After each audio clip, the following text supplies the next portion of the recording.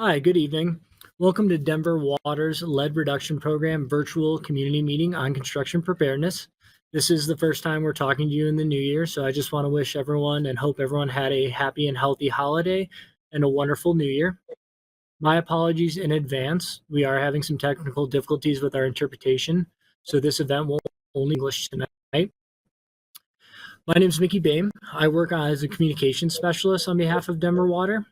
And you've received an invitation to this call because your neighborhood is slated to receive lead service line replacements in 2024.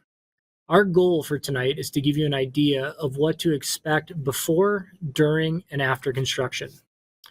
If you are joining us by the phone and want to join the meeting online, you can open up a browser and go to denverwater.org. You'll find a blue bar on the top of the screen where there is a link to join our meeting.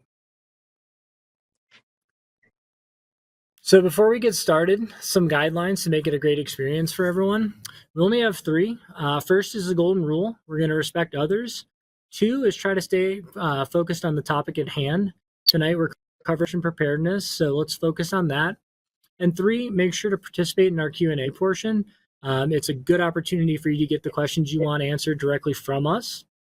You are a key part of this meeting, and you're going to have multiple opportunities to ask those questions. To ask a question, just be sure to press *3 for questions if you're joining us on the phone. And if you're online, just go ahead and use that comment box. So we can only cover so much in this meeting without making it 3 hours long. So for anything you need, like informative videos, instructional guides, program information, and frequently asked questions, all other topics, we do have that covered. That's going to be at denverwater.org/lead. And for today's meetings, we're going to have three separate sections. First, we'll talk about your service line, what it is, why it's being replaced, and when your property could potentially be up for replacement.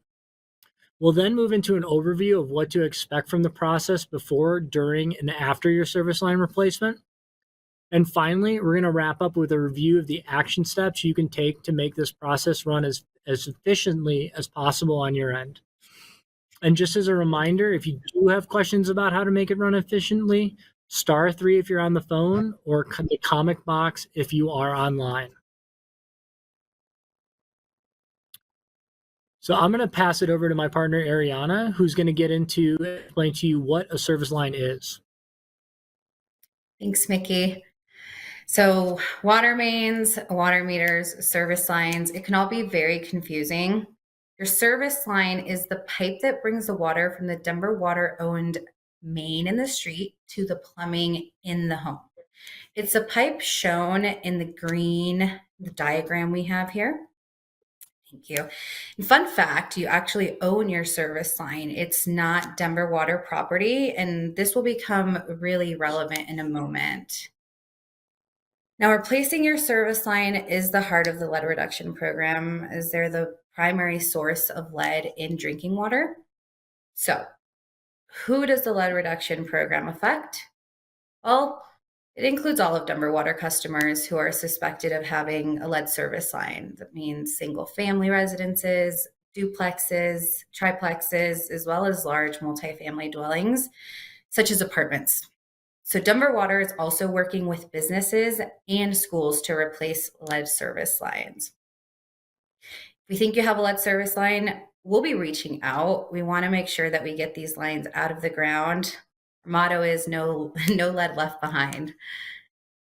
You're probably asking yourself, why should you have your lead service line replaced? What's in it for you? Well, first and foremost, your health and safety. That is very important to us, and Denver Water is committed to delivering safe drinking water to all of our customers. The water we provide to you and all of our customers does not contain lead, but lead can get into your water as it passes through the lead service line and the fixtures in your home. Lead can contribute to higher lead level exposure, which can cause serious health problems if too much enters your body.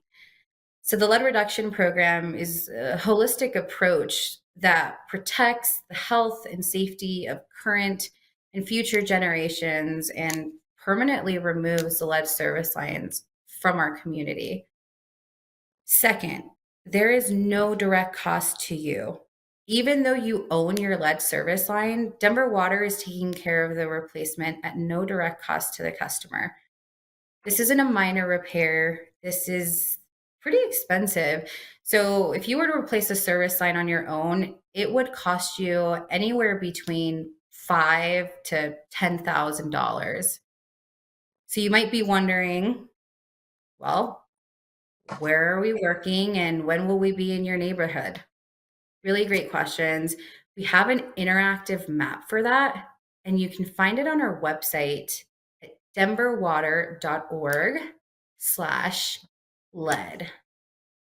Once you're there, you can enter your address, and the map will show 3 valuable things: what work is being done and where, which contractor is doing the work, and any relevant dates if they're available. Mickey, I'll go ahead and kick it back over to you for some questions. Thank you so much. And thank you for that brief overview. So we're going to stop talking at you and start answering some questions for you. Again, *3 if you're on the phone, or just the comment box if you're online. We've gotten multiple questions online coming in for residents and participants who want to know, how do they know if they are going to be enrolled in the program? Ariana, do you want to go ahead and take that? Yeah. So, as I just mentioned, if you visit our website, denverwater.org/lead, we do have a lead inventory map. So, if you go in there, you type in your address, it will bring up all the information we have associated with your address, and whether it's suspected lead, if it's confirmed lead. We do have a legend on the website, on the map as well, to help you understand what everything means when you look it up. Thank you. We have another question coming in. Someone was curious about the meter markings outside their home and if they don't line up with their water line. That's a great question. We're going to hand that off to Pam. Pam, do you want to take that?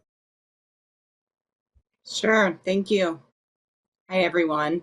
So there are some water meters that are inside a property, could be in your basement typically, and we are going to be moving those outside. So think about in your neighborhood, or you're walking down the sidewalk and you see a round oversized dinner plate metal plate, and it says Denver Water in the ground. That's the water meter. So that's our engineering standard, up to date.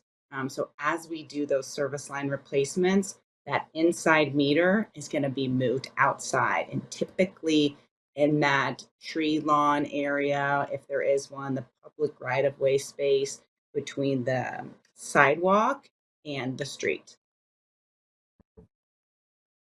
Wonderful. So now that we've covered what a service line is and why this program is so important, reminder, health and safety, we're going to dive into the big picture details of what to expect before, during, and after replacement. We're going to head back to you, Pam. Can you kick us off with that? I sure can. So just as an overview first, we're going to talk about 3 major things throughout these upcoming slides. Before your replacement, lots of steps there. During, in the middle image showing the actual digging, the actual work taking place. And after, what happens to my yard? What do I need to do next, if any steps that I need to do after my replacement? So diving into the before, as I mentioned, there are many pieces through this entire process. And there's 6 water droplets here that we're showing, and there's 6 steps, if you can believe it, before replacement. So diving into step 1, we call it the introduction letter. So really what this is, or a letter that you're going to be getting in the mail, old school, wherever your PO box is, maybe right in front of your house, maybe you're going to the post office.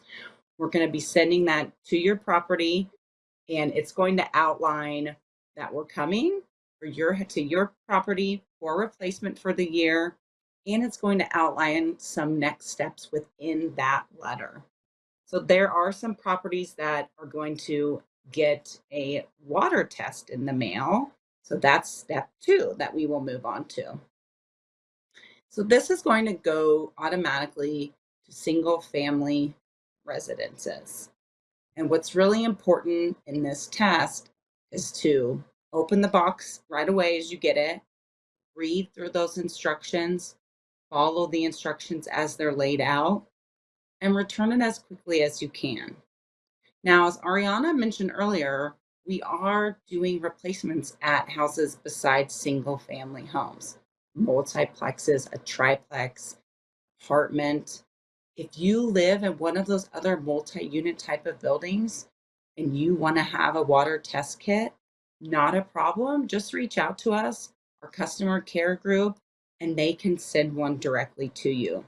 And really, the reason the difference is the way the sampling and the nature of the collection and the way the test happens at the lab. It's just a little bit different. And so we can test those properties. So just let us know that if you're in a single family home, you're going to get this test kit after the letter. And then we're asking that you follow the instructions in the box and return it as quickly as possible. So now we're going to move into step 3, the consent form. So what's super important here is that we need that consent form signed by the property owner before we can do the service line replacement. And it really is a construction project. We're going to be coming in and out of your home. We're going to be setting up a day and time that works best. So after the letter, then the water test kit comes, and then you're going to get this packet of information. So there will be some really great details in that packet. And the number 1 star in that packet is going to be this consent form that we're asking that you fill out and return. So you can expect for us to mail this at least once. If we don't get the form back within a few weeks, about a month, we are sending another mailer out. Sometimes things happen, the mail can take a while, or we just miss each other.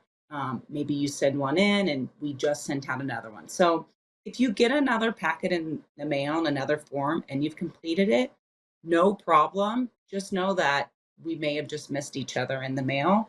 But really, we want to send that again to make sure we don't miss anyone and we don't want any lead left behind, so that property owners are signing that consent form. And if you're not the homeowner, if you're joining this call and you're listening thinking, well, I'm a tenant or I'm renting this property, just contact customer care. Let us know. We should have your property owner's contact information, but that's not always the case. So if you have that information, call us, share that with us.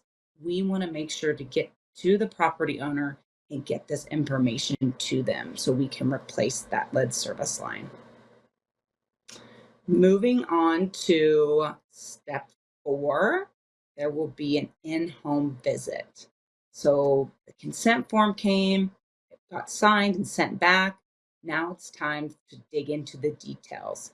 So as you can see in the image there, one of our crew members is going to meet you at the house, at the door, and we're going to come in and plan for your circumstances. We're going to take a look at where that service line is located.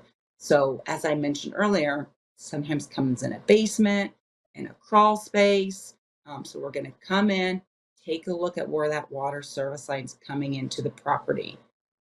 And then we're going to plan for how your property is set up. Where do we need to dig exactly?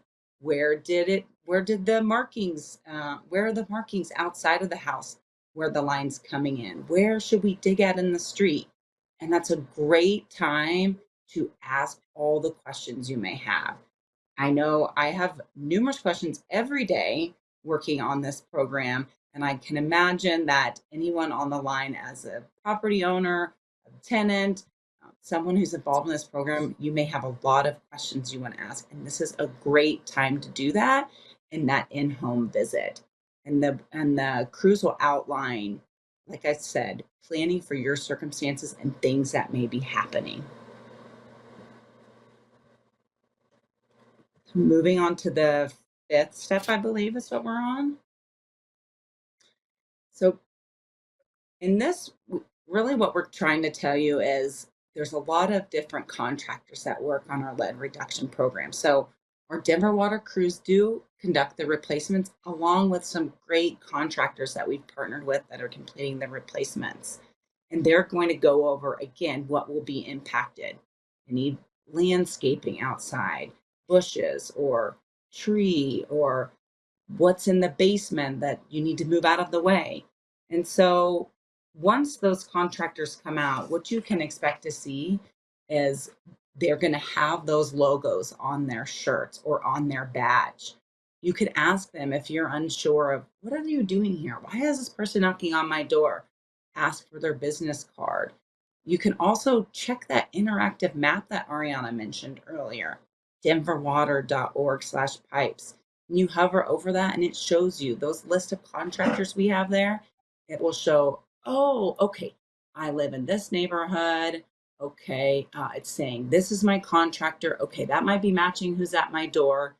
And if you forget the moment you walk away from this meeting and you're like, what did they tell us to look for? That's okay.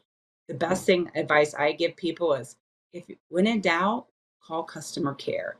We know that there are scammers out there. There's folks pretending to be utility workers. So this is why we really want to give you this message and let you know how you can protect yourself and those steps that you can take. Moving on to our next step, scheduling the replacement. So, as I mentioned earlier, that consent form is so important. So, why that's so important is we're going to use that information to contact you to schedule. I get a lot of questions throughout the weeks, and actually just got one today from a colleague, and they said, so on Logan Street, in Capitol Hill, which is where we are right now, when is this person going to have their line replaced? And I said, well, we have their information. The contractor's starting to do those schedules, and they will reach out to you to get that scheduled. So the best contact information you have on there. That's why it's important if you're a renter or a landlord or tenant on this call, making sure we have your property owner's information so that everyone can be coordinated with. And so there's really two ways that that can be scheduled. So one is we're going to contact you, or moving on to the next slide, we may be asking that you are reaching out to us if you see a door hanger on your door. So as you've seen in the earlier slide, there's a lot of different crews and contractors that we work with. Everyone does things the same, but a little bit differently sometimes. So if you're seeing door hanger on your door and you're thinking, I thought I turned my form in, what do I need to do? Again, customer care is a great place to call, and the information, if you see this door hanger on there, there's a phone number on there to call to get scheduled. The QR codes on there, you can still fill out that consent form. So we're really making all those attempts to get in touch with you to make sure to get you scheduled, whether it's via the mail and through those packets, or we're coming to knock on the door to get that accomplished as well. And the last step, I think we're on to step 6, investigations. So what I can say about this is we really want to make sure that there's lead there. There's a lot of things we do ahead of time. Maybe you've already done your water test and we have results, or maybe the data that we have in our system based on when the property was built. But we also do this thing called potholing, as you can see here. And just like the name, the size of that hole, small dinner plate, is it's literally a pothole. So you can see in the picture there, if you're looking on the web, between the sidewalk and the street and that right of way, that tree lawn area, we're going to be taking a look between the meter and the building. And then also on the right there, that's on the other side of the tree lawn area, between the sidewalk or the street and the sidewalk. We call that the main that Ariana was talking about, up to the meter. So we're going to check on both sides to see what that service line material is, to really make sure that we confirm if there's lead there and if we need to move forward with that replacement.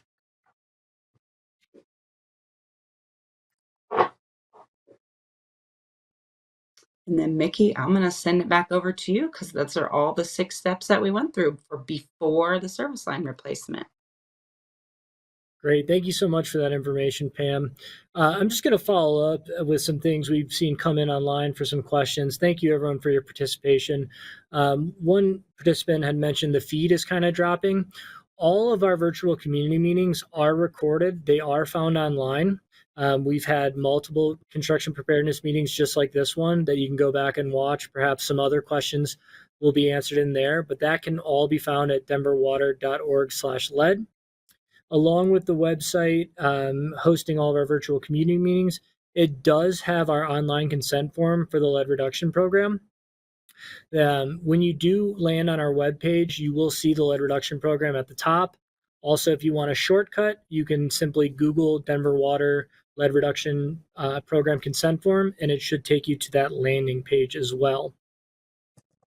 Jumping into some questions, one of the more familiar ones that we've seen shown up is how would we know if we have a lead service line? Ariana, do you want to go ahead and take that? Sure.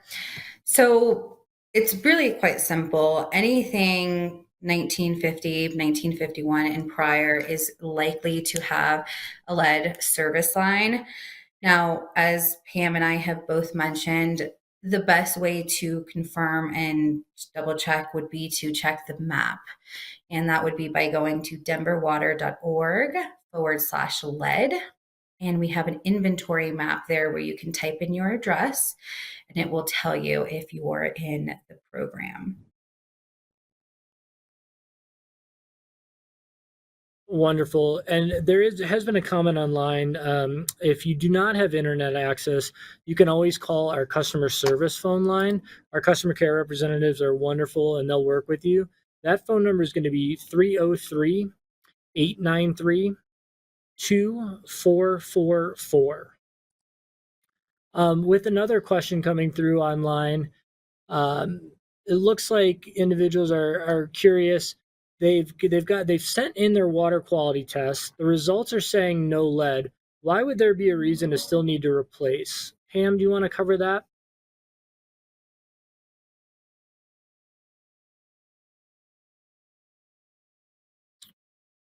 Pam, I think we lost your audio real quick. So I'm going to jump back to me. And one of the reasons you still want to replace is different faucets, different time. That certainly can be it. We do have a multitude of ways that we input data into our model to figure out if there's going to be lead or no lead. So going back to the last step that Pam was talking about prior to transitioning to the Q&A, with the investigations, we also like to get an outside visual inspection on the pipe itself. So we really just want to go through a multi-pronged approach to ensure that the house doesn't have lead. The reason we do that is if a house doesn't have lead and we can remove residents from the program, we're really shooting to do that. And looking through here, a few people are mentioning that there's going to be some issues with the map. Our GIS team is aware of that. We're always kind of working to have that evolve. Again, customer care is going to be a great resource for that. I'm going to repeat the phone number once more. That's going to be 303-893-2444.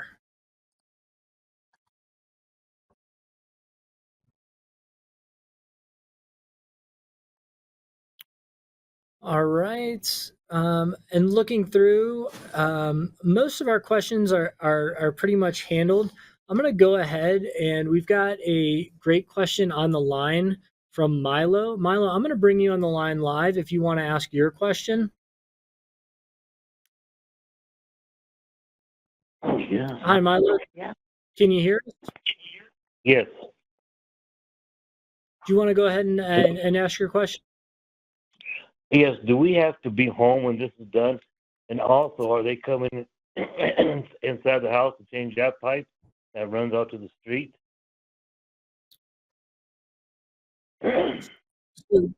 Great question, Milo. We do need a either the property owner home or a designated authorized individual who's 18 years or older to be home during the project. Our teams will enter the home. It's going to be minimally invasive. They will do their best to make it look like they weren't ever there, but teams will eventually be entering homes to make sure that the replacement is conducted correctly.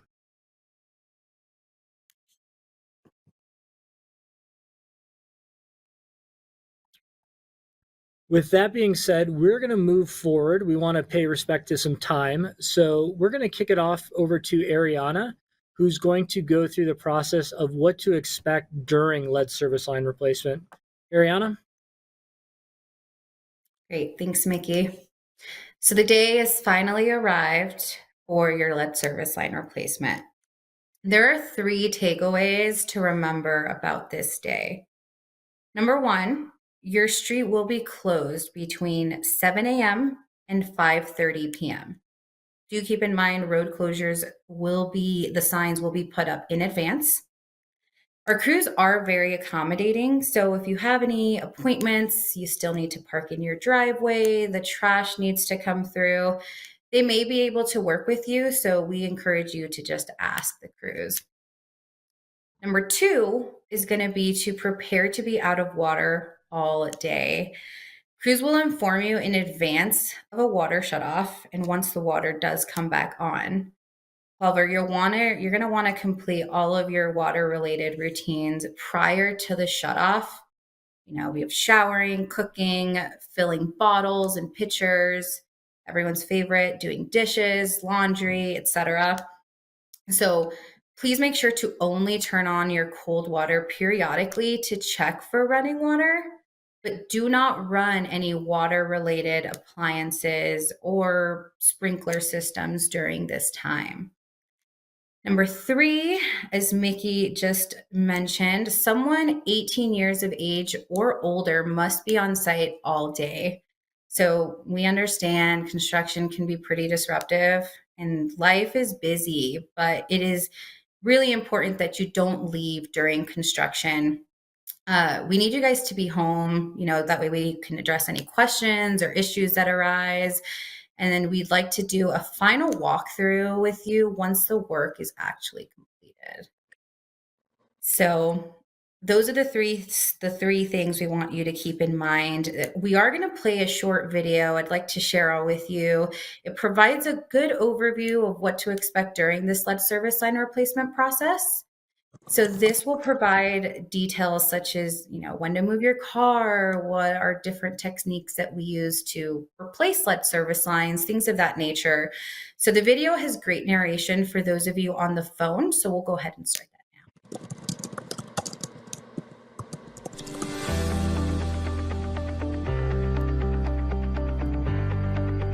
There are 3 important things you'll need to know on the day of your service line replacement. First, your water service will be turned off for up to 8 hours, so please plan accordingly.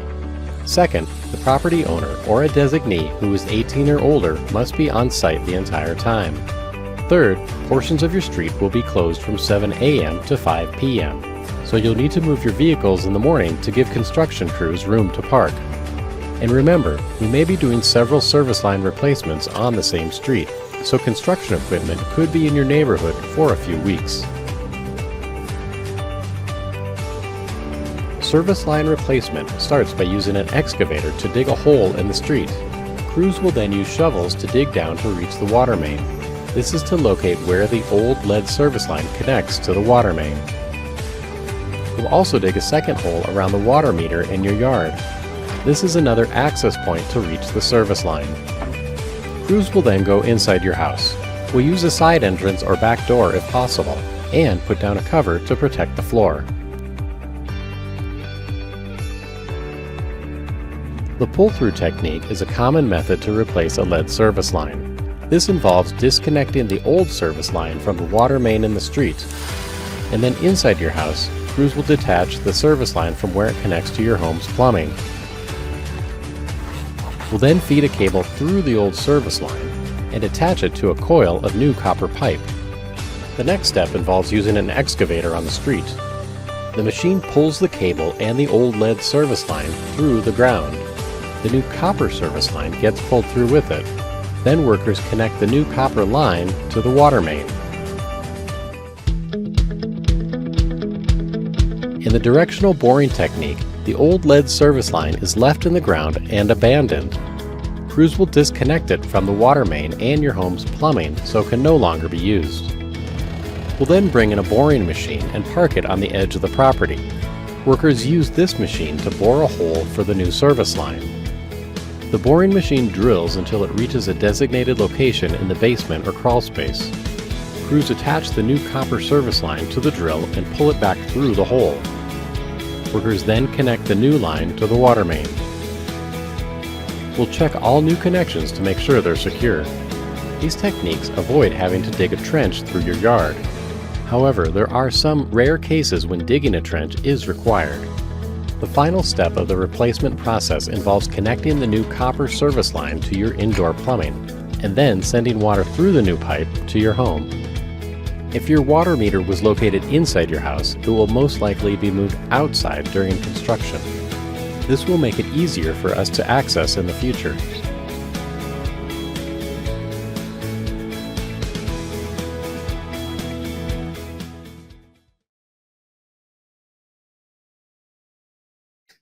So I hope you all found that video helpful on what to expect during construction.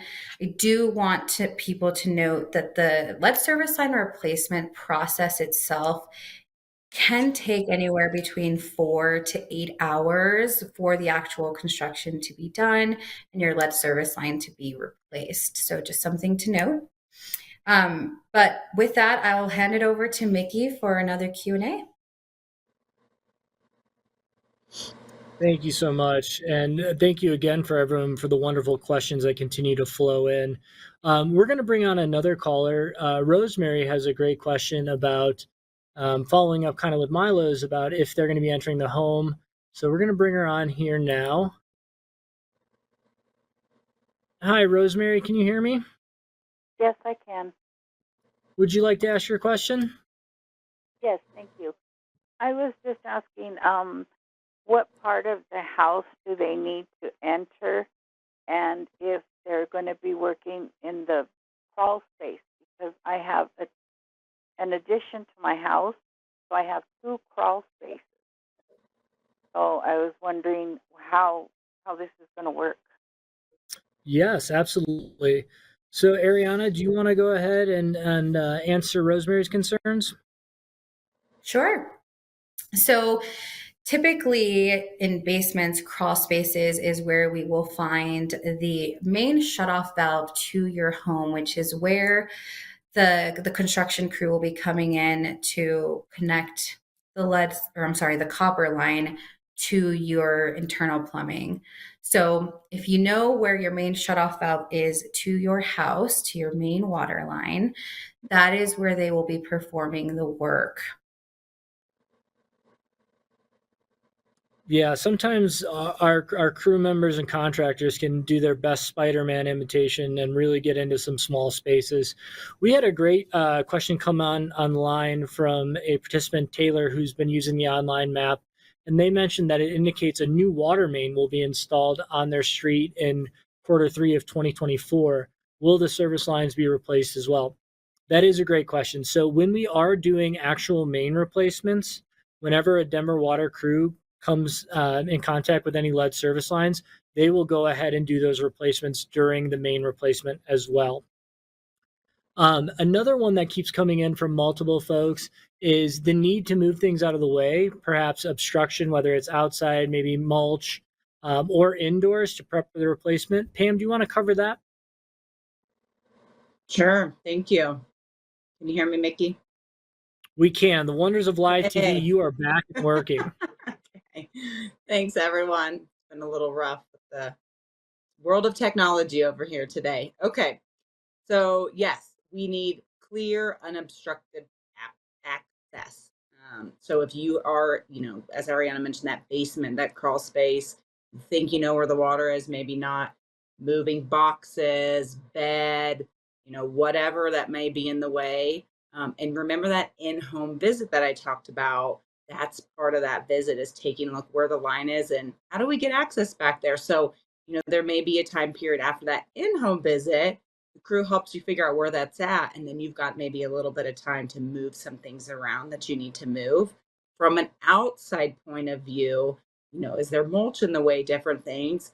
They're going to review that with you too. The thing that I've noticed over the years, and crews sharing their feedback, and us experiencing with customers, what people really like to try to save is think about if you have maybe a special bush or flowers or plants that maybe you want to dig up and temporarily relocate and then put that back. Because as you saw in the video, or maybe we're hearing from the video, they're going to be, excavating and going in with a piece of construction equipment and digging that out. So, if you have mulch or it's just grass there, we're going to level that back out and put that back there. But if you want to hang on to that certain type of mulch, maybe that you like, and that's where we're going to dig, you could definitely bag that up, put it to the side, bag some rocks up, or like I said, flowers, plants that you really, maybe you want to keep those instead of replanting, digging those up and put them to the side. So you can kind of feel that out and see, okay, where are they going to dig exactly? Do I want to move some things outside? Am I able to move some things outside? And definitely inside, as I mentioned, boxes, totes, Christmas decorations, whatever it is that might be in the way. We want to make sure there's plenty of space there. Wonderful. And we're going to kind of stay on the topic of digging. Some people are concerned about if a trench is needed and what that will mean for the sidewalks. Since you're our resident excavator, Pam, would you like to take that one? So we do a trenchless technique. So I think, when I first started learning about all of this, in my mind, and what the question may be asking is it going to be literally this long, skinny trench from the main all the way up to the house in this big, long, deep hole? The answer is probably not. It's going to be a couple of squares. I think the exact radius is 4 feet by 4 feet, give or take. So there'll be one around that meter pit we talked about, between the sidewalk and the street, and that little strip of grass there, the tree lawn area, what that's called, where that outside meter is. And then there's going to be a hole in the street right at the water main. So remember, the water main comes by, and then the line attaches to that water main. So there's going to be a hole there, or so we can unattach that old lead line and put in that new copper line and get it attached. So not a trench. Trenchless technique is what we're looking at. 2 holes in the right-of-way tree lawn area around that meter pit, and then also in the street where the main is connecting with the new tap. Wonderful. And I love the questions coming in because it's all topics that we covered, and people are trying to become more insightful about them. And this one actually is covering potholing.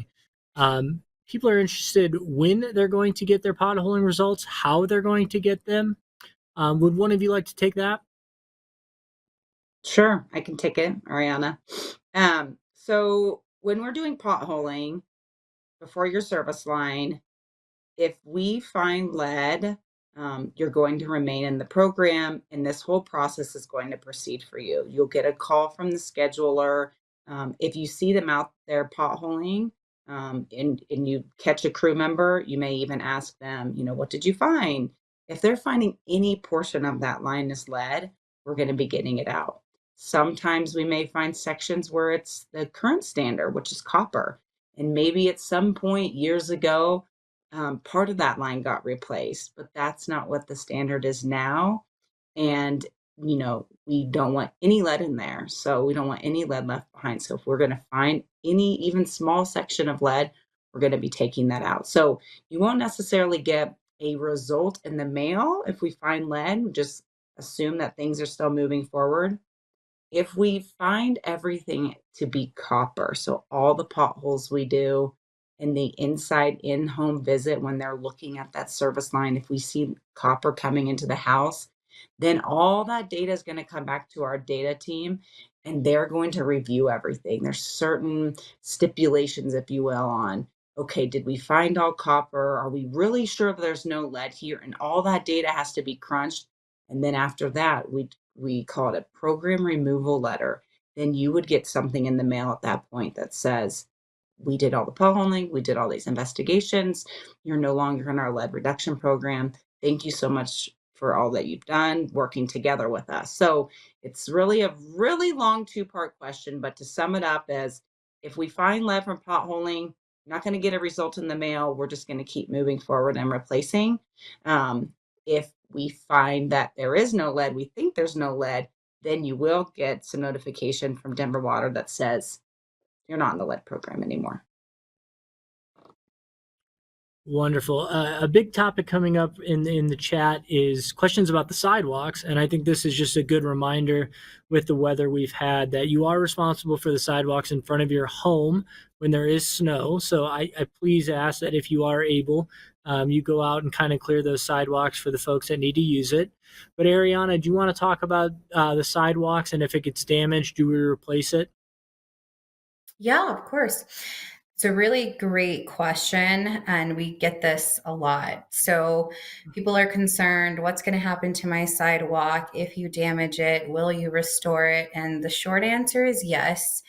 We will restore anything, asphalt, concrete, landscape, things of that nature. If we damage it, we will restore it. So with sidewalks and concrete, oftentimes we do have to dig it out, and we will be back to replace the concrete panels. We don't have timelines. This is all very weather dependent. And in the winter, it can, weather is not permitting, it can cause a little bit of a delay when it comes to restoring the concrete and sidewalks and all of that, just because if it doesn't cure well, you're going to have poor quality work, in other words. So yes, we will be back, and we will be replacing any concrete that our crews damage during the service line replacement process.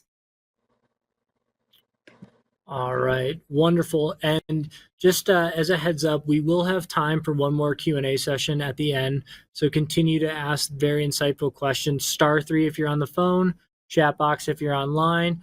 But now we're going to transition into what to expect after the lead service line replacement. So Pam, do you want to kick us off with that? I do. Thank you. Thank you everyone for the questions. And you really stole a lot of information I'm going to be sharing with you because you're asking really good natural questions of what happens afterwards. So again, this is we did before, we've had construction. Now we're talking about after. What comes next? I'm almost at the end. What's going to happen? You're doing all this digging.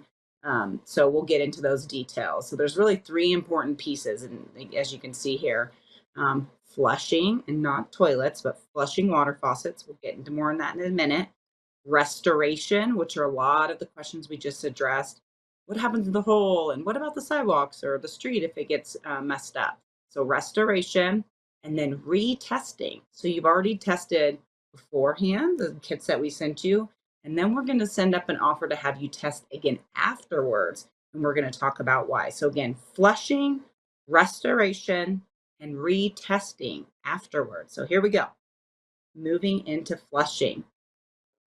So this is a really important step. I would say if you take away anything from tonight, this is one key thing that I would love for people to take away for the after is run the water afterwards. So our crews are going to run a faucet outside right now, obviously with negative, I don't even know what degrees right now.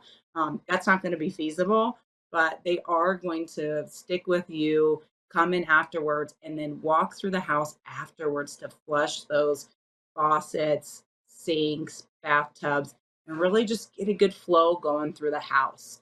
And the reason for that is because once we're doing the digging and we're switching that line up, those lead particulates can still be floating around in there, and any schmutz and stuff that's in there from construction.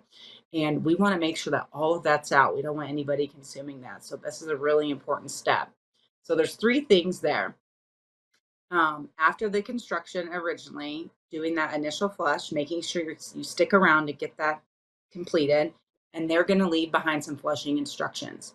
Now, after that, and over for the next 30 days, repeating these things periodically. So running your cold water from your faucets for about 5 minutes. Maybe you got home from work, the water's been sitting there for a while. turn those faucets on, give it 5 minutes to flush that out. Cleaning your aerators. So if you look up under your sink, if you're walking around your house right now, or maybe you're multitasking and you're cooking right now, look under that sink, that little mesh looking thing in your faucet. That's your aerator. That's where things like to really get stuck in there. So removing those is going to be a key piece. And really just doing that in general from time to time is good practice. And like I said, repeating this flushing periodically for the next 30 days after the construction. So flushing is an important thing that we suggest that you do. Okay, so from flushing, we're going to move into restoration. So we really aim to minimize impact. So landscaping, we've kind of talked about that a little bit. There were questions, what happens in the street, what happens outside, and interior. So we're going to be coming through the wall where the line is. There could be a hole that's in the drywall or wherever the line's going to come in that we need to switch that line out. So getting and talking about restoring afterwards and landscaping, we're going to do everything we can to make it look like it was when it first started. So filling in that hole, compacting that down, and then putting back grass, mulch, maybe that got moved to the side and putting that back. And or maybe it's seed that we're putting in or sod from if there was grass there. And impacts are inevitable. And really the best time to talk about what that's going to be like for your specific property where you're at, because every house is different, is at that in-home visit that I talked about early on. So again, for restoration of landscaping, we're going to fill in the holes, and then we're going to come back for additional restoration if we need to. So as Ariana mentioned, it's cold out. Weather impacts a lot of things. Maybe where we're going to dig right now, it's covered with snow and ice, but it's a nice little area that just has some basic grass there. So we're going to be coming back to put in sod or grass seed or whatever may need to happen there for that additional restoration. And like I said, the impacts are inevitable. If there was a magical way to get that line underneath without digging and put it in, I guarantee Denver Water, we would be the first ones to do it. And we get it. Construction can be frustrating. And, really our goal is, again, to minimize those impacts as much as possible, providing you the information you need to ask questions ahead of time. Because we want everyone to be safe and getting the lead out. So moving on to street restoration, that's what we just talked about, what happens in your yard. So now in the street, so how I mentioned there'd be 2 holes there. Well, there's a patch that's going to go in the street where that water main is. So we got to make that new connection. There'll be a hole there. So again, filling that hole, leveling that out. And at first, a temporary patch goes down. So again, that's weather, could be weather related, but even in the heat of the summer, a temporary patch is going to go down first so that the crews and who's doing their restoration, they may come back through and do the permanent repairs after they have a bunch of temporary patches put down. They may do a block or 2 at a time for that permanent repair. So there's a lot of nuance behind kind of the why, but the 3 things for you to know are filling that hole in the street, temporary patch at first, then a permanent repair. And it's not complete street repaving. So I think a lot of times, there's question or thoughts of, how come there's a lot of patches here? And can't you just repave the whole road? Unfortunately, that's not how the process works for construction, but just want to really set those expectations for folks. And, that's going to be smoothed out. And then there's going to be those permanent patches in there in the street. And then finally moving into interior restoration. So we talked about outside. So now moving into the inside of the house. So we're going to reestablish all plumbing connections. We need to make sure you have water again, and that's very important. So we're going to connect all those with the new line again, and then repair the floor or foundation. So in the picture here, they're probably in a basement there, it looks like, and the line's obviously coming up from under the ground. So it's going to be coming up through there, and they're going to put that dirt back in there. We're not going to leave a hole in the floor or anything, and repairing that foundation. And then the one piece that I do like to call out is, let's say the line wasn't maybe coming through the floor in the basement, but maybe just out of the wall. So maybe that connection, that shut-off valve that Ariana was talking about, is behind a piece of drywall. Maybe your basement got finished at some point, or maybe you finished the basement, didn't realize, whatever the case may be. So again, during that in-home visit, they're going to talk about that. Okay, here's your connection. We're going to have to cut out this piece of drywall here so we can get to the connection. And then that type of an interior repair will be up to the property owner, that you'll need to go back and repair that piece. Perfect. So Pam talked on some really good points, all good things to keep in mind. There is still one final step after your service line replacement. So I guess you could say two, right? They go hand in hand. And it will be filter use and retesting. So first, we urge you to continue using your filter for drinking, cooking, making infant formula for 6 months after your replacement. Denver Water is going to send you one more replacement filter for your pitcher. So keep an eye out for that. Now, after 6 months, you can keep your filter, you can throw it away, you can recycle it. That's really up to you on what you'd like to do with that. Secondly, be on the lookout for a postcard reminder to request a free water test kit. So we'll send this to you about 4 months after your lead service line replacement. So keep an eye out for that. And you're probably wondering, well, why do I need to test, right? Well, not only does the water test verify that lead levels have been reduced, but the results can actually be helpful to identify other sources of lead in faucets, fixtures, or any other parts of the internal plumbing in your home. Mickey, back to you. All right, our last Q&A here. We're running good on time. One thing I've noticed in some of the questions online is a lot of questions about landscape and their concern for it. As someone who bought a home and inherited Tilly's apple tree, I would be concerned as well. What is important is that when our contractors and our crews are there for their in-home visit, to really lay out, what your concerns are, what the expectations are. They have very empathetic ears, and they're there to work with you. Going into some questions, we have a technicalized question here. An individual has said that they have a 2-inch water line. Will the same size be replaced? Pam, do you want to cover that? Sure. Short answer is yes.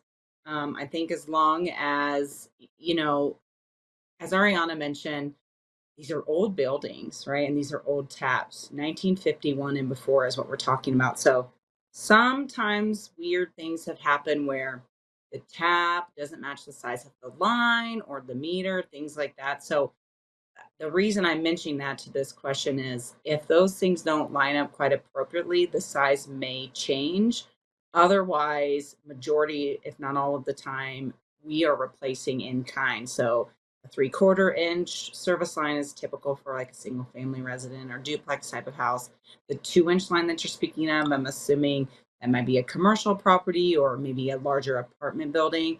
And that may be necessary for the size of building that is serving. So yes, it will be replaced with the same size. And as Mickey just reiterated, when it's your turn to have your replacement, call that out and ask about that. So every property is so different, but if that's something that you know of and you really want to get into those details, those crews, the master plumbers on those crews are excellent in answering those, engineering standard related questions, if you will. And I would say they're really the best to get into the details. Wonderful. And then a concern that's been coming in is about no water during the lead service line replacement. Ariana, do you want to just broadly cover those concerns? Sure. Yeah, we get this a lot as other questions we've been getting. So people want to know, is my water going to be off just for my lead service line replacement, or should I expect it to be off when other neighbors are getting their lead service line replaced? Well, it should only be your property. When you are getting your lead service line replaced to your property, you will have a water outage anywhere between, again, the 4 to 8 hours while the crew conducts the work. Could emergencies arise if something happens? Of course, there's always that possibility. If that is the case, that is more of an emergency scenario. When we're scheduling these lead service line replacements, it's just your property. And if you have questions specifically related to how long, depending on the method that they're using for your replacement, you can always address that in the in-home visit as well. Awesome. Thank you for that. We do have an avid cycler in the chat, and they are curious about asphalt patches. So, Pam, do you want to talk a little bit more about asphalt patches and the restoration done to that? Sure. Yes, good question. I love that.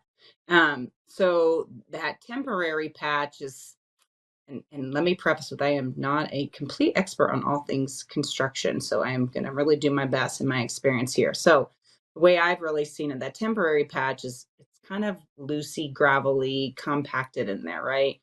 That permanent patch is where you think about construction equipment. You got that steamroller looking machine, and it has to be a certain temperature. It's hot, and they're putting that permanent patch down, and they're pressing that down so it's nice and flat. So it could be that, as you're cycling, there's other parts of the road that, of course, may be bumpy or have a hole, but that patch is think about a freshly done street or parking lot and how smooth and laid out it is.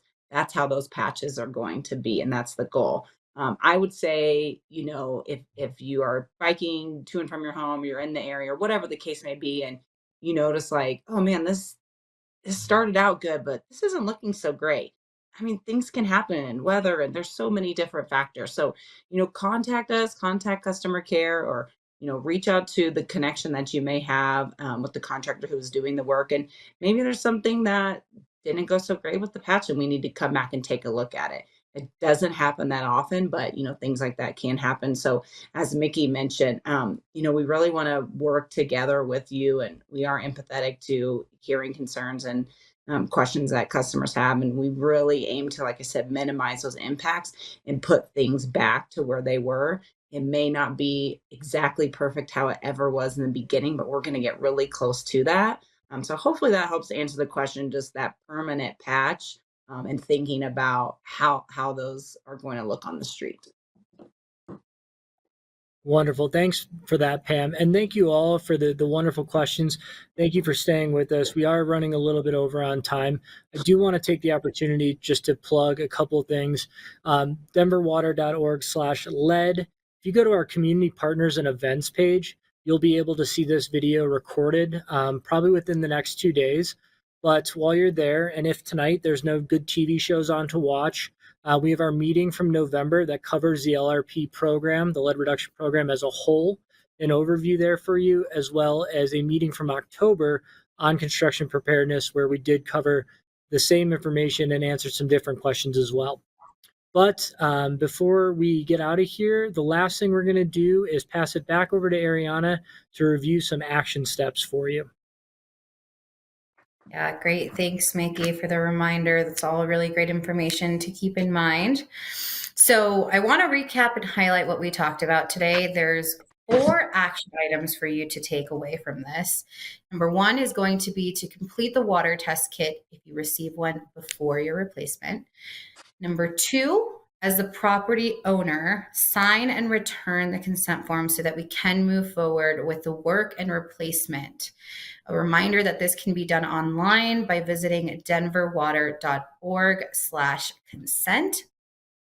Number 3, if you rent, contact Denver Water or reach out to your landlord, property owner, whoever you need to make sure that they're engaged with us so that we can keep this process moving forward with the replacement.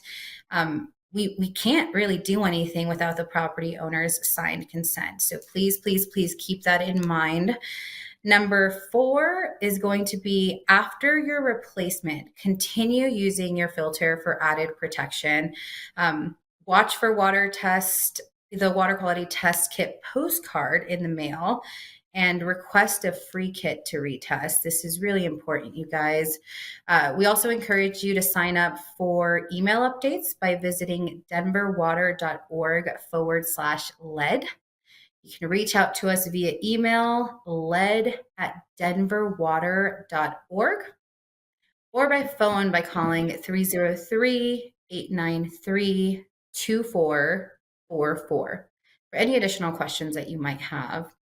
If you have a neighbor or a friend that doesn't speak English, please encourage them to reach out to us. We have so much support provided for this information for the lead reduction program, and it's in other languages.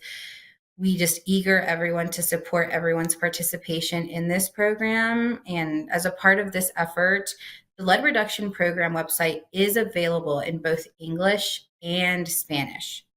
So we thank you all so much for your time this evening, and we look forward to working with you to replace your lead service line. And we hope you have a wonderful night.